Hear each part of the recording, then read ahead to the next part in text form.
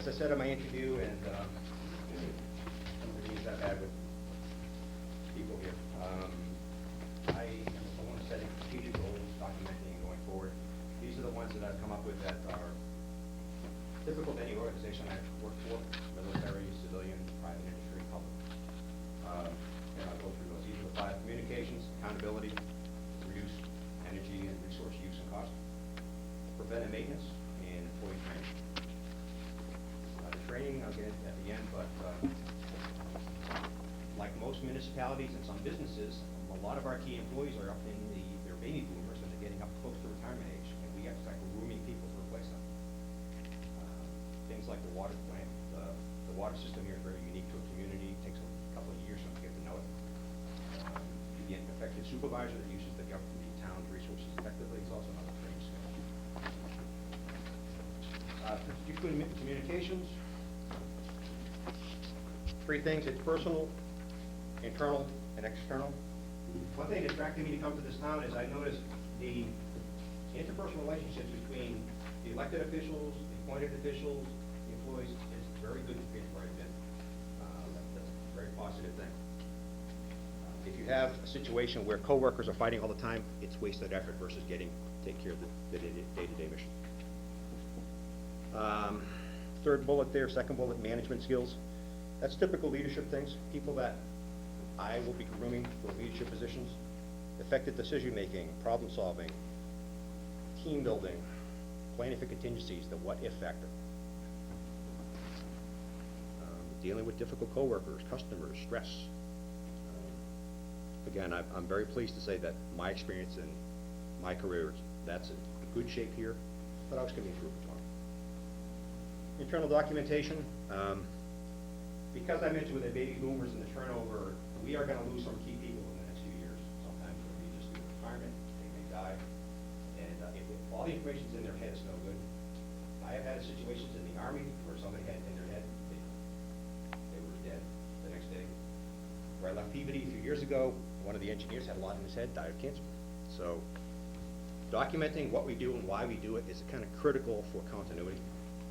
That's one I keep mentioning: documentation optimization. I'm expanding the use of computers, especially down at the garage, so we can actually link up with some of the information down there. Right now, people literally hand carry stuff back and forth. It's a waste of time. We can use better fixing streets and fixing other things. External, our website is very good here, I think, compared to ones I've seen. But the more information I can put together, put on a website. Not everybody uses a website, but having that on a website tends to answer people's questions 24/7. So, an example: when I was in Springfield as city engineer, we had a variety of opening. They had a process of what they call street occupancy permits. You had a festival, you had a dumpster, anything in the street, it was a permit process. It used to be 50 to 70 people a day walking in the office asking, what do I do? Posted on the website. Within like 3 weeks, the number of walk-ins went down to like 3. Dramatically. So putting the information out helps on that, get the customer the information so they can decide. And also, by documenting it, your internal staff knows exactly what the answer is, so they don't invent as they go.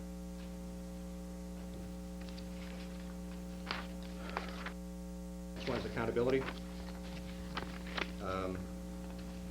Again, in public works, there's really not a lot of universal measures of money in, output out. There's no like benchmark.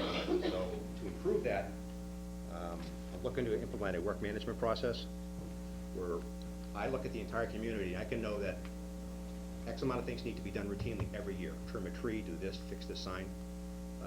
Such as already pre-programmed. It isn't a wait for somebody to call, they would go out and do it. Proactive rather than reactive. That's a simple process. It's not doesn't cost anything, it's just internal. Annual work plans, backlog, for example, sidewalk repairs.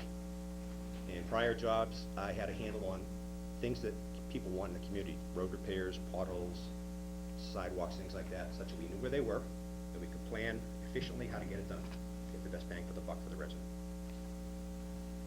Accountability in vehicles, equipment, and materials. I've been down to Public Works and screening some of the materials and discovered we have some stuff. God knows why we have it. We have stuff that should have been traded in. We got something new. Through that process, we've identified some strong points. We have some equipment working within various legal means to get rid of this stuff and benefit the community. For example, Council on Aging bought a new bus. The old one was down there. It's been sitting there for a couple of years. We just got $1,100 to trade that in to defray the cost of a new purchase of a vehicle approved at town meeting. So, yeah, I took a piece of junk sitting there and saved $1,100. So there's little pieces of stuff that have a value to somebody. This is the eBay world. People like, I don't know why they want traffic signs and meters and things like that, but people sell it on eBay and make money.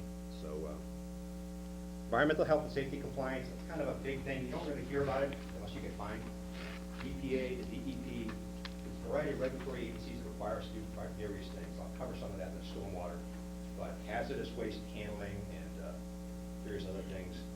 The way the regulatory agencies, in my experience, treat it as if you didn't do it and document it, it didn't happen. So I'm sure we're doing these things, but I can't find the documentation. We had a training for all the public works employees 3 weeks ago. One with called Right to Know. It's the one law in Massachusetts. All employees have the right to know what they're working with, the chemicals and things like that. So we had that training. And, so we covered, checked that block. This is basically risk management, risk avoidance. By looking at this and the safety, for example, there's 22 or 23 people in public works. I have 2 out currently now, long-term workers comp. That's a lot of the percentage of the employees. If I can avoid those injuries in the future, more people on the ground doing work for the community.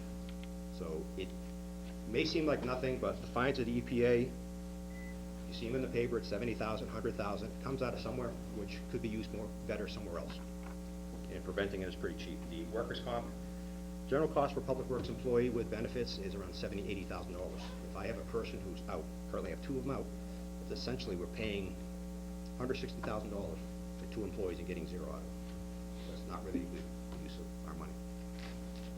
So that's the big push of mine.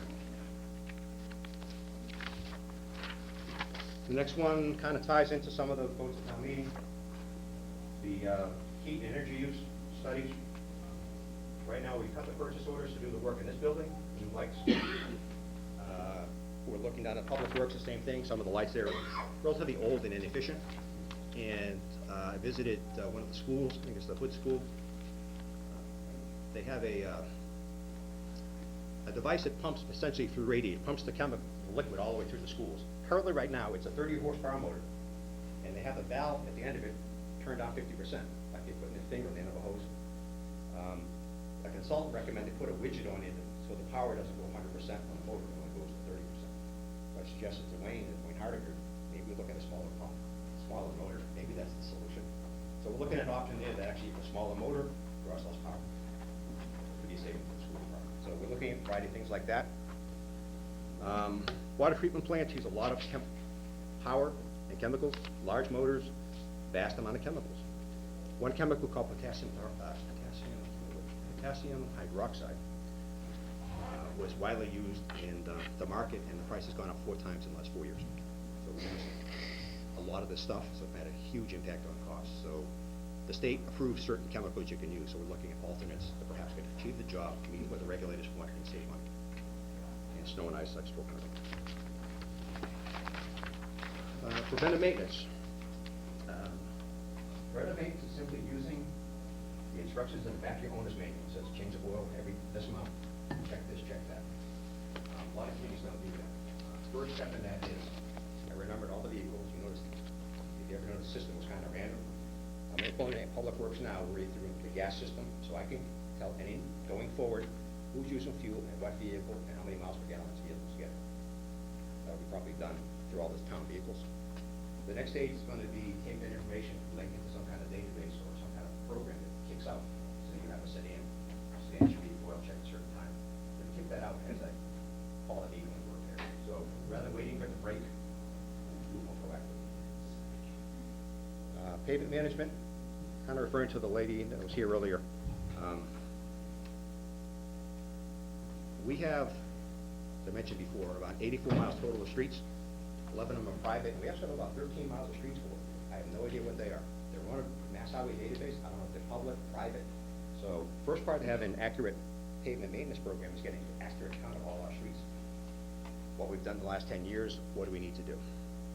The project on Swan Pond Road is $500,000 easy right off the bat. The question is, are there other roads we can do? What's priorities in the town? So I'm looking at coming back with that. I'll have a inventory street process. There'll be recommendations for certain streets to be accepted as public ways. If we can accept, we get around $300,000 from the state for Chapter 90 for paving. If we can increase that mileage, say by 10%, 10% of 300,000 is 30,000 more to the town. So by doing our homework here in town, we can get more money to do the projects, paving projects.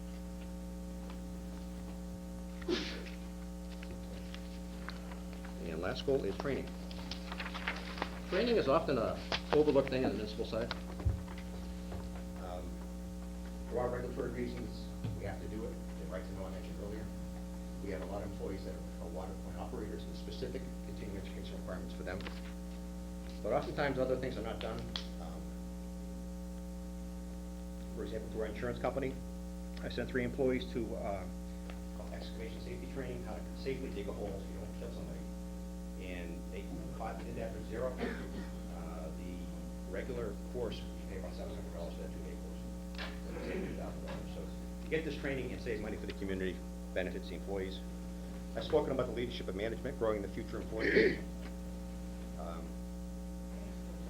Some of the technical things are specific to public works. If I can get these people to these courses and they cost less, we have a better employee.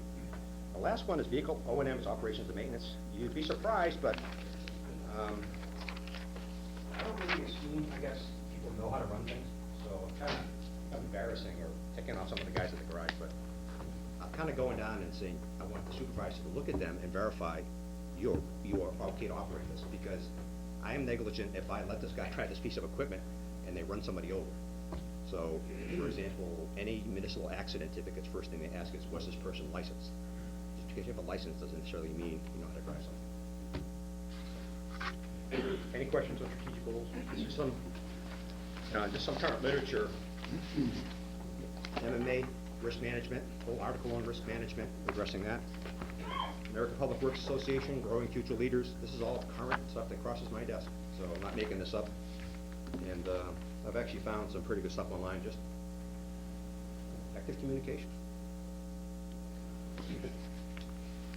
People talking to the other person actually getting the message across. Questions? Jim, in relation to the goals that you said here, I don't see anything in relation to wastewater. The literature.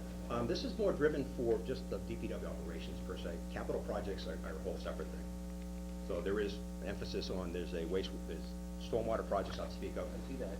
The wastewater project, that's a whole, the whole capital project is another facet. It's not the only 5 things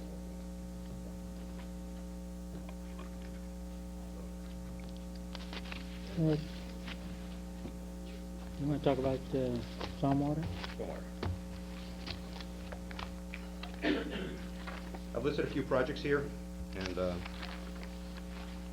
when I say stormwater is like a water quality issue, and drainage is flood control. There are 3 flood control projects currently on the table. We're currently completing the design, going out to bid for making the wall taller or larger at the behind the public safety complex. That was a concern in the '96 storm. We had an inch to spare, I think. Well, That's about it. Yeah. Group in Cornell has done an interesting study. Since the whole United States uses these studies to say you have X amount of rain as a 100-year storm, this guy one day did an analysis in northeast Massachusetts, and it turns out the 100-year storm was about 20% low in his opinion. Based on, I spent 15 years in Peabody, we got flooded like every other day, it seems. What he's saying kind of jived with what I'm hearing. So the wall at the police and fire station was designed for a 1 foot 3 board. With a 100-year storm, it should have had a foot, it should have never got that close. Tells me that perhaps a 100-year storm is low. So it's a little higher number it actually is. The Route 62, the Martins Pond project, we just got word today that our match on that's going to be in the $400,000 range. This is the culvert if you're going west, crossover past the 2 quarries. There's a culvert east to west, the Ipswich River right there, actually in Wilmington. We have an application in through the Hazard Mitigation Grant Program. It's a federal program the state administers. We got some feedback that they might give us part of the money. Project cost is around the $750,000 range because it's a major route. If you just blocked off that road, where all the gravel trucks are going to go.